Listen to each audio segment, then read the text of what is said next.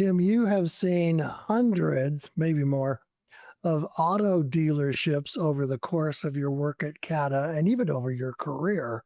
So, what did the best dealerships do to sustain a healthy work environment? We call it a purposeful, positive, productive work culture.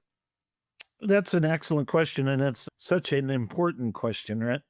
So, to maintain a workable and conducive workplace culture, I think in the auto dealer world it is systematic and requisite that that dealership/dealership group has a good customer culture as well.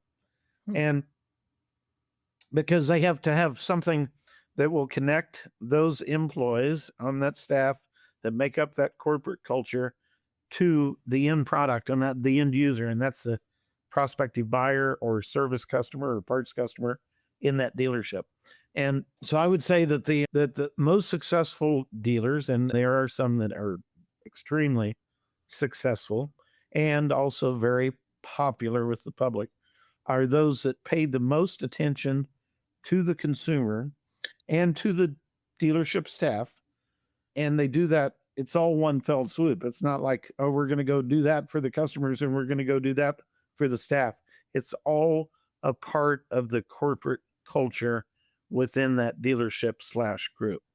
And well, I don't want to get into naming names because I'd leave somebody out, but there are names that are synonymous with good customer service and corporate culture in this market and across the state of Colorado. And those dealers have worked years and spent arguably millions, hundreds of millions to be in that position where they can actually claim that, utilize it, and use it to their benefit. So, Tim, I don't have to tell you that car sales is an industry that in some places has an interesting reputation. And the much maligned used car salesman memes have propagated for decades already. So within that environment, dealerships had to focus on respect for the customer, respect for the process, respect for the product in order to overcome some of those stereotypes. How did your association work to build that respectful work culture and change minds around how the car dealership industry worked? You know, that's a really good question, Mark. And one thing that before we drill down on the salesperson, let's drill down on the product. The new car product has grown and improved exponentially. By the way, there is a chapter in the book on this too. It's on the new car quality.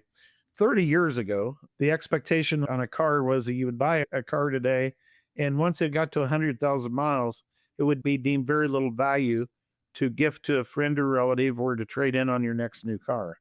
And that has completely changed now to where 100,000 miles on a car, that car is barely broke in. I would often get calls from friends or relatives or just a public member at large in the association and say, I'm in the market for a new car. Tell me which ones I should stay away from. Don't tell me which one to buy, but which ones should I stay away from? And I said, what do you mean? Well, which one will cause me problems?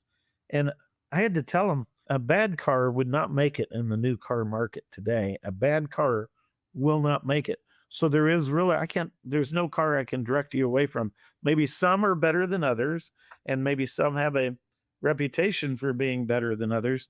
But there isn't a new car today in a showroom that you couldn't have a reasonable expectation that if you drove it out of that showroom, that the car would still be good and serving you as a daily commuter, a daily driver at 250, 300, or even 350,000 miles. So that's a 3 times, and that's evidence. And here's 2 bits of quick evidence.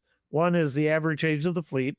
The fleet average today, as we sit here and have this conversation on a podcast, is now almost 13 years. The average. So that doesn't mean you'll see some cars that are 13 years old. That means for every new car that hits the road, there's a car out there 26 years old that's pulling that average to the 13. So and just 20 years ago, the average age of the fleet was only 9.2 years. So in the past 20 years, the average age of the fleet has increased by 50%. It's a demonstration of quality. Secondly, taking it off the car and onto the salesperson, the used car salesperson, as you cited, really a dealership today will not make it in the market if they're not treating their customers right. So many of them, most of them, a vast majority of them, they're all raising the bar on each other. They're improving the customer experience because frankly, they have to. The bar has been raised, and to be in this business today, you have to be able to operate at this higher level. Now, to Mark's point on some salespeople or the used car salesperson may have a bad reputation. Some of those are not operating in new car dealerships. Some of those are operating independently or as a used car dealer or as a broker or somewhere else in the industry. And that's unfortunate that they will shade or negate the positive image new car dealers spend millions to develop in that reputation. But it does happen. When it comes to culture, the dealers that are the most profitable, the most successful, have the most business, sell the most cars, are those that have figured out that both the corporate culture for the staff and everybody that's coming to work and showing up, punching the clock and all that every day, but also for the customers. So they're keeping the customers happy. They're keeping the staff happy. They're making money. They'll be here tomorrow, next week, next month, next year, and next decade.